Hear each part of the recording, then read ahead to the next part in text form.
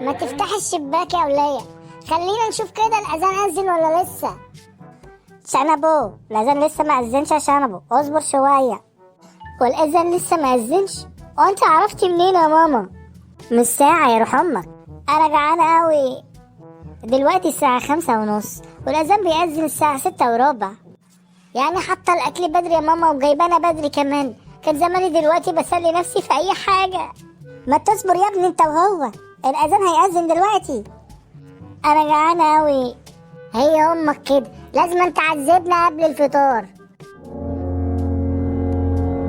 أنا جعانة أوي. فاضل 5 دقايق على الأذان. أقطع دراعي من لغلوغه لو كنت صايمة. بتقول حاجة يا راجل؟